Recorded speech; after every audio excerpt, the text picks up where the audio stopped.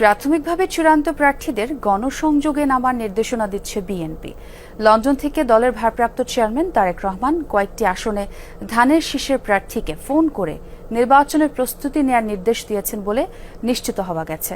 ধারাবাহিকভাবে সারা দেশের বিরোধপূর্ণ আসনগুলোর মনোনয়ন প্রত্যাশীদের ঢাকায় ডেকে বৈঠকও করছেন বিএনপির মহাসচিব সহ মনোনয়ন বোর্ডের সদস্যরা। স্থায়ী কমিটির সদস্য হাফিজ উদ্দিন আহমেদ জানান, তফসিলের আগেই সব আসনে একক প্রার্থী চূড়ান্ত করতে চায় বিএনপি। আরিফিন শাকিলের রিপোর্ট। দলের পক্ষ থেকে আপনাদের হাতে আমরা তুলে দিচ্ছি। পুরোদমে নির্বাচনী মেজাজে বিএনপি। দেশের বিভিন্ন আসনে গণসংযোগে ব্যস্ত বিএনপির একাধিক প্রার্থী। এতে নানা জায়গায় তৈরি হয়েছে সংঘাতময় পরিস্থিতি, যার নেতিবাচক প্রভাব পড়ছে ভোটের মাঠে। আওয়াজ হবে কিসের? আওয়াজ হবে কিসের? তাই কয়েক সপ্তাহ ধরে চেয়ারপারসনের গুলশান অফিসে বিভিন্ন জেলার সম্ভাব্য প্রার্থীদের নিয়ে বৈঠক করছেন দায়িত্বশীল নেতারা। কোনো বৈঠকে ভার্চুয়ালি ছিলেন বিএনপির ভারপ্রাপ্ত চেয়ারম্যান তারেক রহমানও। তেমন একটি বৈঠকে ছিলেন বগুড়া জেলা বিএনপির ভারপ্রাপ্ত সাধারণ সম্পাদক মোশাররফ হোসেন। জনাব তারেক রহমান বললেন যে আপনারা ঐক্যবদ্ধ থাকেন, আমি তো সবাইকে নমিনেশন দেওয়া সম্ভব নয়।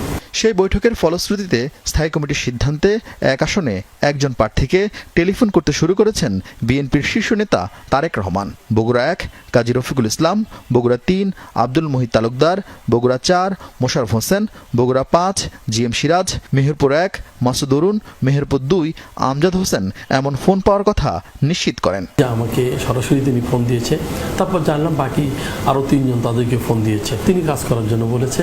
এটা এখন আপনি সবুজ সংকেত বলেন, আর যদি বলেন যে না উনি বলেছে, এটা যে কোনো ব্যাখ্যায় বলতে পারেন। তাও একটি আসনে বেশ কয়েকজন করে প্রার্থী আছে, সবাইকে তো তিনি ফোন দেননি। আমাকে যেমন বলেছে গাংনীতে আপনি গাংনীর ধানের শীষকে রেডি করে দেবেন, আমাদের হাতে তুলে দিতে হবে।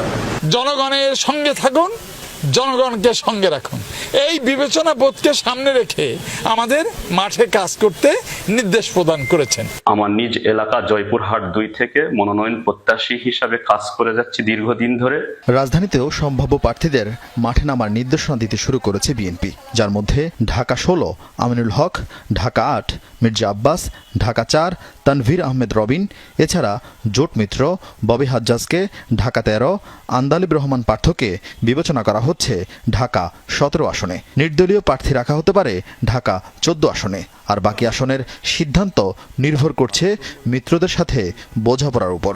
মৌখিক যে নির্দেশনা পেয়েছি সেই নির্দেশনা মোতাবেক আমি আমার সাধারণ মানুষের কাছে যাচ্ছি। পাশাপাশি ইতিমধ্যে আমাদের জোটের ঢাকা 13 থেকে ববি হাজ্জাজ এবং ঢাকা 17 থেকে আন্দালিব রহমান পার্থকে ইতিমধ্যে বলে দেওয়া হয়েছে। ডিসেম্বরে নির্বাচনের তফসিল ঘোষণার কথা জানিয়েছে সিএসি। তবুও এত আগে কেন বিএনপির প্রার্থী চূড়ান্ত করার তোড়জোড়? ভুল বুঝাবুঝি পরিষ্কার করার জন্য এবং এই মাফিয়া আওয়ামী লীগ সরকারের যত অপকর্ম এগুলো জনগণকে জানান দেওয়ার জন্য সময় প্রয়োজন। নির্বাচনের তফসিলে যে অল্প সময় পাওয়া যায় সেই সময় এই দলটির প্রকৃত চরিত্র উদ্ঘাটন করা সম্ভব হয় না। সেই জন্যই আমরা একটু আগে থেকেই নামতে চাই। একটি চেয়ারম্যান অল্প কয়েকজনকে বলেছেন যাদের ওখানে কোনো প্রতিদ্বন্দ্বিতা নাই। মনোনয়ন প্রত্যাশীদের সাক্ষাৎকার শেষে নভেম্বরের দ্বিতীয় সপ্তাহের মধ্যে প্রাথমিকভাবে চূড়ান্ত হবে বিএনপির 300 আসনের একক প্রার্থী। তবে জোটবদ্ধ রাজনৈতিক কৌশলের কারণে মনোনয়ন প্রত্যাহারের আগে পরিবর্তন আসবে অন্তত 50টি আসনে। আরিফিন শাকিল, যমুনা নিউজ, ঢাকা।